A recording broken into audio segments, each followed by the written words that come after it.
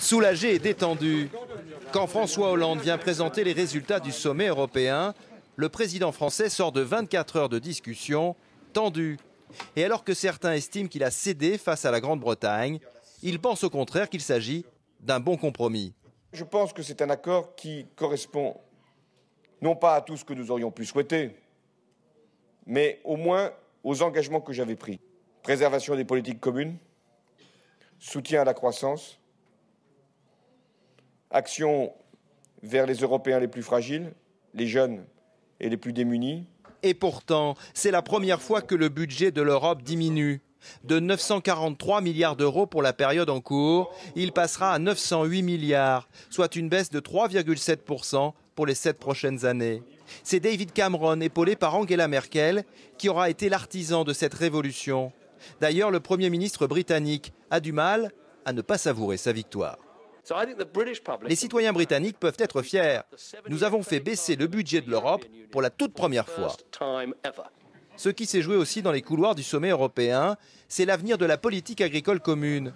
Pour l'ensemble de notre continent, elle va baisser fortement, mais pas pour la France, où l'enveloppe de la PAC restera stable. Elle passera de 57 à 56 milliards d'euros. Les efforts devront être consentis par d'autres pays. Pour la France aussi, l'intérêt national prime donc parfois sur l'intérêt européen. Et en direct de Bruxelles, on retrouve notre correspondant. Bonsoir François Baudonnet. Alors qui a gagné, qui a perdu? C'est avant tout l'austérité manifestement qui l'emporte ce soir.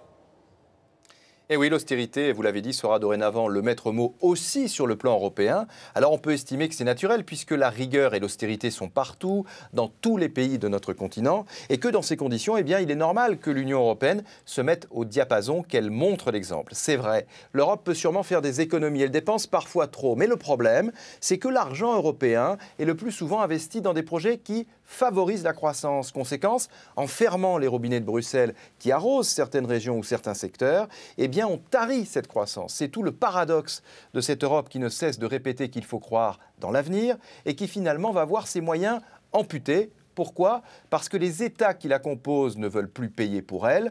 En fait, ils ne croient plus en elle. Alors ce soir, Marie, le grand perdant, ce n'est pas François Hollande, c'est bien le projet européen. Merci François Baudonnet pour ces explications ce soir.